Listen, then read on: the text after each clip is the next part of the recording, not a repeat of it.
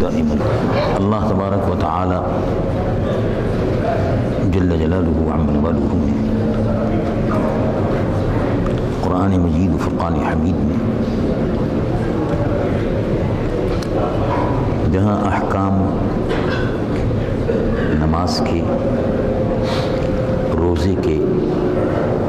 اور حج و زکوٰۃ کے بیان فرمائے، ان میں خاص طور سے جتنے بھی مسائل ہیں جن کا تعلق عبادات سے، وہ اپنی جگہ پر ایک جامع، ایک مکمل نظام بندگی کے طور پر اللہ تبارک و تعالیٰ نے اس کو بیان فرمایا۔ لیکن اس دین کی سب سے بڑی خوبی یہ ہے کہ اس میں جہاں ایک طرف اللہ رب العالمین نے نظام بندگی کو پوری شرح و بسط کے ساتھ بیان فرمایا، وہاں اسی کے ساتھ ساتھ زندگی میں بھی جو عوامل ہیں، جو اعمال ہیں، جو افعال ہیں، جو کردار ہے، اس پر بھی تفصیل سے اللہ رب العالمین نے روشنی ڈالی۔ یا اس کو یوں سمجھ لیجیے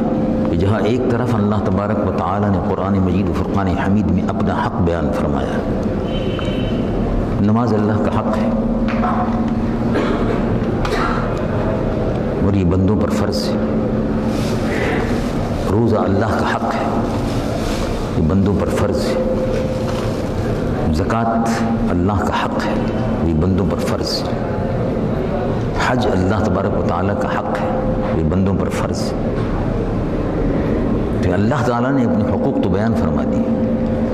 اسی کے ساتھ ساتھ بندوں کے حقوق بھی بیان فرمائے۔ یعنی یہ دین کی خوبی ہے سب سے بڑی۔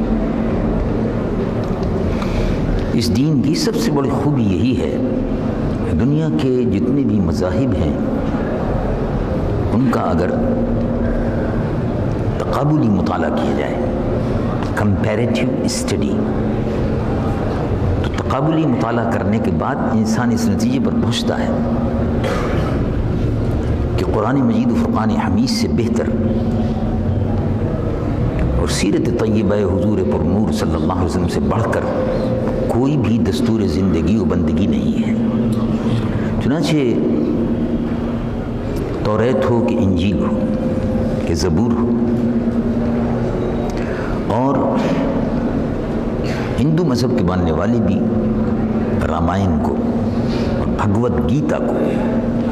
بطور مقدس کتاب مانتے ہیں۔ تو ان تمام جتنے بھی مذاہب کی کتابیں ہیں، بدھ مذہب کی ہوں، ہندو دھرم کی ہوں، عیسائیوں کی ہوں، یہودیوں کی ہوں، تقابلی مطالعے سے پتہ چلتا ہے کہ اللہ تبارک و تعالیٰ نے جہاں ایک طرف قرآن مجید و فرقان حمید میں اپنے حقوق کو بیان فرمایا،